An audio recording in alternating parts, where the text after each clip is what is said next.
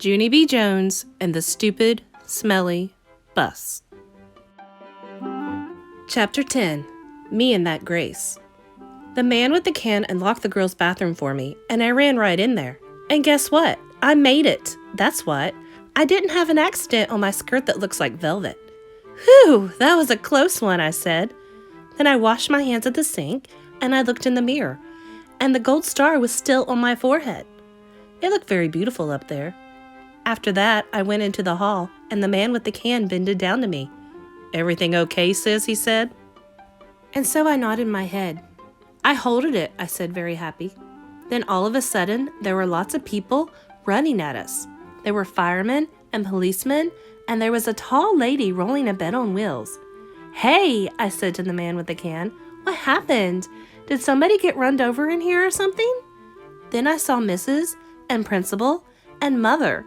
They were running at us too, and then Mother bended down and hugged me very tight. After that, everyone started talking at once, and nobody was using their quiet voices, and nobody was smiling either. Principal started asking me a jillion questions. Mostly they were questions about hiding in the supply closet. "I'm a good hider," I told him. Principal acted a little bit grumpy. He said I wasn't allowed to do that anymore. "When you go to school, you have to follow the rules," he said. "What would happen if every boy and girl hid in the supply closet after school?" "It would be very smushy in there," I said. Then he made his eyes frowny. "But we wouldn't know where anyone was, would we?" he said. "Yes," I said. "We would all be in the supply closet." Then Principal looked up at the ceiling, and I looked up too, but I didn't see anything again.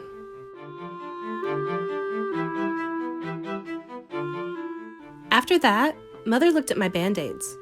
"Did you hurt yourself?" she asked. And so I told her all about the dangerous nurse's office. And then I showed her the nurse's purple sweater, and she made me give it back. After that, everybody started leaving. The firemen and the policemen, and also the tall lady with the bed. Then finally, my mother got to take me home. And guess what? I didn't have to ride on the Stupid Smelly Bus. Except the car wasn't that fun, 'cause Mother was grouchy at me. "I'm sorry the bus wasn't fun for you, Junie B," she said. "But what you did was very, very wrong. Didn't you see all the commotion you caused? You had a lot of people very scared." "Yes, but I didn't want chocolate milk poured on my head," I explained to her. "That's not going to happen," growled Mother. "And you can't just suddenly decide for yourself not to ride the bus. Hundreds of kids ride buses every day, and if they can do it, you can do it too." Then my eyes got wet again. "Yeah, but there's meanies on that thing," I said all sniffly. Then Mother stopped being so growly. "What if you had a friend to ride with?" she said.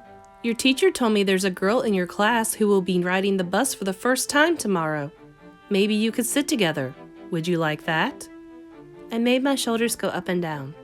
"Her name is Grace," said Mother. "Grace?" I said. "Hey, I know that Grace. I learned her today." And so when we got home, Mother called that Grace's mother, and then they talked.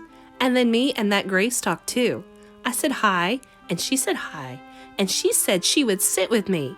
And so tomorrow, I get to take my little red purse on the bus, and I get to put it on the seat next to me so nobody will sit there. Nobody except for that Grace, of course.